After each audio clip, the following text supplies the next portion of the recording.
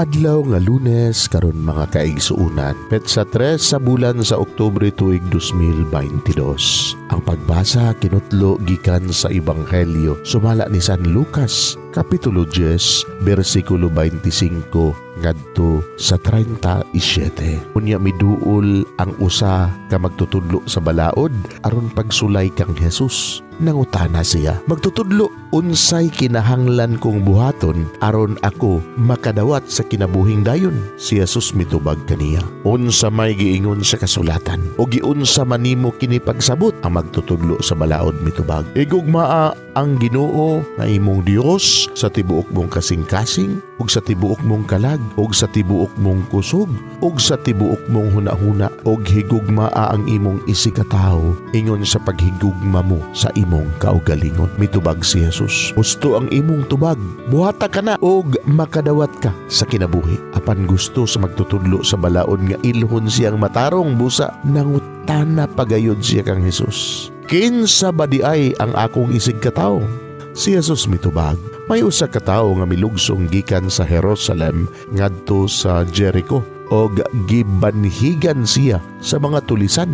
Gihubuan nila siya o gibunog o gibiyaan nga himalatyon og nahitabo nga may usa ka pari nga miagi ni adtong dalana. Sa pagkakita niya sa tawo nga gitulisan, milabay lamang siya agi sa pikas daplin. Unya nahiagi usab ang usa ka Levita. Sa pagkaduol niya, mitan-aw siya sa tawo ug unya misaylo lamang agi sa pikas daplin. Apan may usa ka Samarianhon nga nagpanaw ni adtong dalana ug nahiagi sa tawo nga gitulisan. Sa pagkakita niya sa tawo, naluoy siya. Miduol siya kaniya og gibubuan niya glana og bino ang iyang mga samad o gibugkusan. Unya gipasakay niya ang tao sa iyang hayop o gihatod ngadto sa usa ka balay abutanan ug didto iyang gialimahan siya. Sa pagkaugma, mihatag siya duha ka denaryo ngadto sa tig-atiman sa abutanan ug mitugod, atiman na siya ug inigbalik nako dinhi, bayran ko ikaw sa imong magasto. Og si Jesus mitapos sa pag-ingon, karon sa imong hunahuna kinsa man niining tulo ang nagpamatuod nga isig katawo sa gitulisan? Ang magtutudlo sa balaod mitubag, kadtong naluoy kaniya. Si Jesus mingon, busa lakaw ug buhata ang sama sa iyang gibuhat. Mga igsoon, ang Ebanghelyo sa Ginoo. Daygon ikaw o Kristo.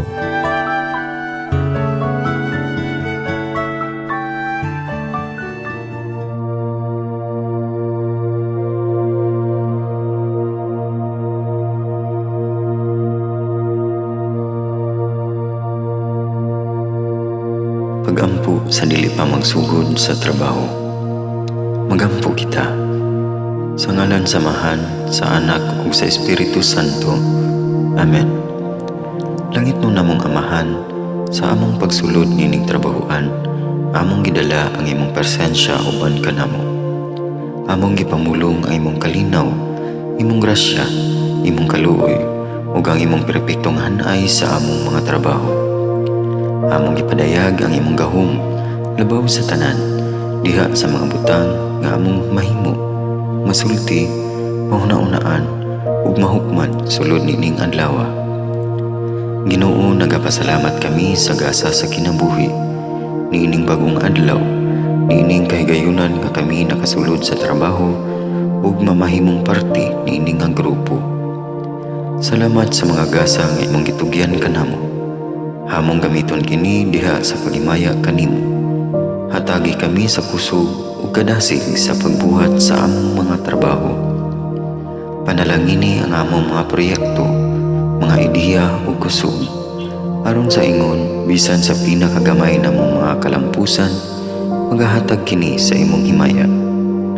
Ubani kami Ginoo sa among pagtrabaho nining adlaw. Puna kini nga lugar sa inspirasyon ug kusog.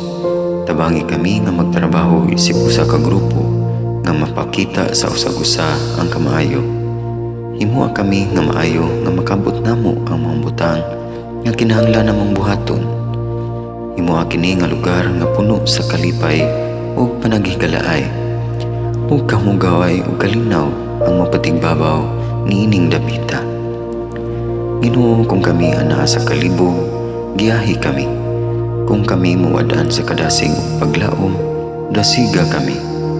Himua nga ang trabaho nga among gihimo, ug ang paagi sa among paghimo niini makahatag unta kini og hugot nga pagtuo, kalipay ug pahiyom sa tanan nga among mahimamat karong adlaw.